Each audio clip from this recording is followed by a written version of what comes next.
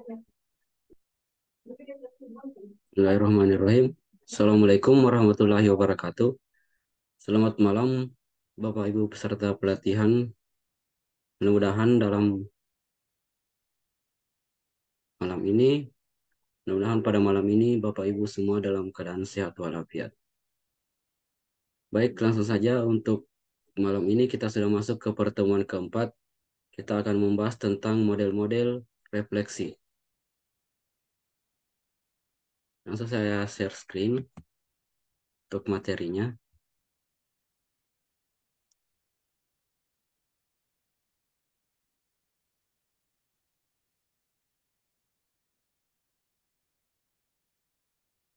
Nah, jadi sini model-model refleksi kita akan membahas tentang dua jenis refleksi, dua model refleksi. Yang pertama di sini yaitu model refleksi situasi makna aksi. Jadi situasi makna aksi. Banyak cara yang bisa digunakan untuk membantu kita berefleksi. Salah satunya adalah model refleksi situasi makna aksi yang dikembangkan oleh Terry Burton dalam bukunya Rich Speech and Touch.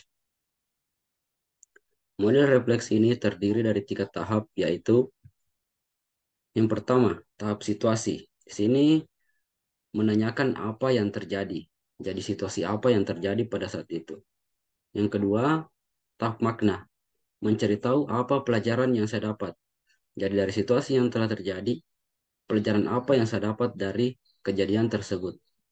Kemudian yang ketiga yaitu tahap aksi. Tahap aksi ini menentukan apa yang harus saya lakukan.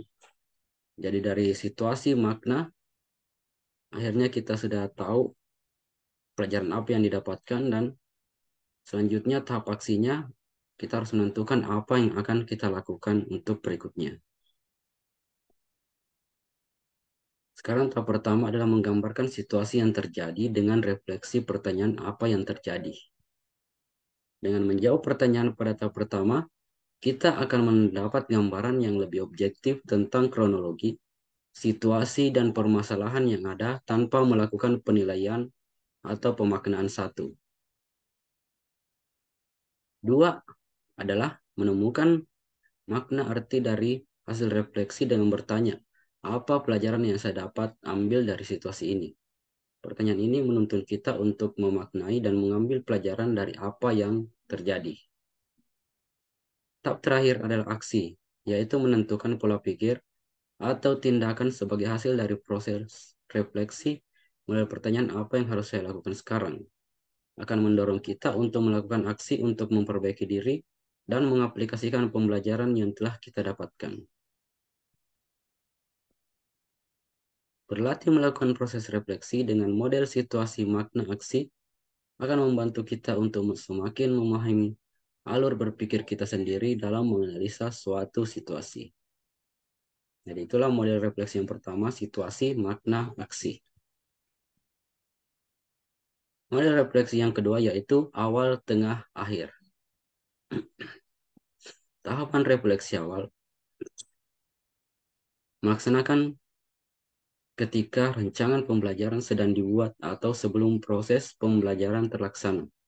Pengetahuan dan pengalaman yang kita miliki dari pelaksanaan kegiatan belajar di waktu sebelumnya berguna untuk proses refleksi di tahap ini.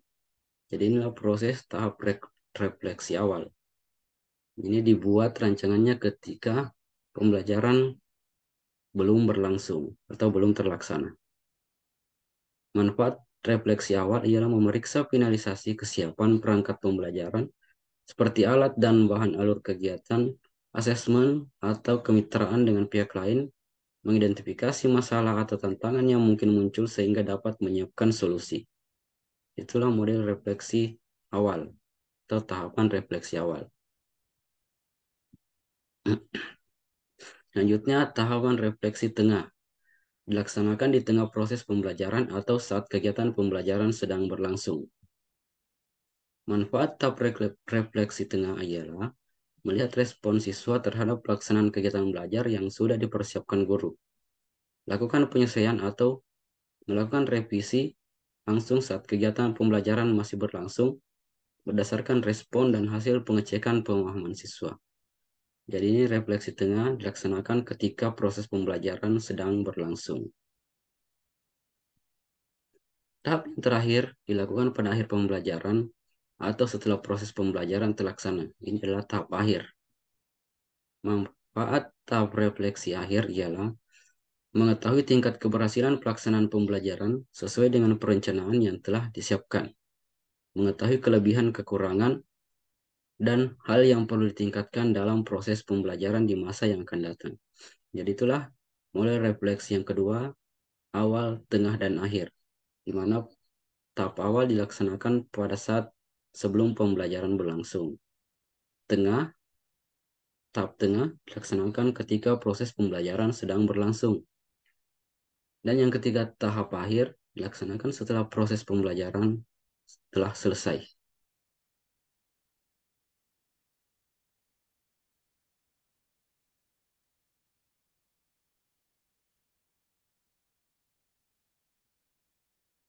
Ya, jadi itulah tadi penjelasan tentang model refleksi yang biasa digunakan. Di sini saya jelaskan ada dua. Yang pertama tadi, model refleksi situasi, makna, aksi. Dan model yang kedua adalah refleksi awal, tengah, dan akhir. Mudah-mudahan dari kedua contoh ini dapat kita terapkan dalam kegiatan sehari-hari kita, khususnya dalam proses pembelajaran, dan dapat meningkatkan kualitas pembelajaran yang kita laksanakan setelah melakukan refleksi. Jadi tujuan dari kita melaksanakan refleksi ini adalah meningkatkan kualitas pembelajaran. Jadi untuk materi pada malam ini, saya akhiri. Sekian. Assalamualaikum warahmatullahi wabarakatuh.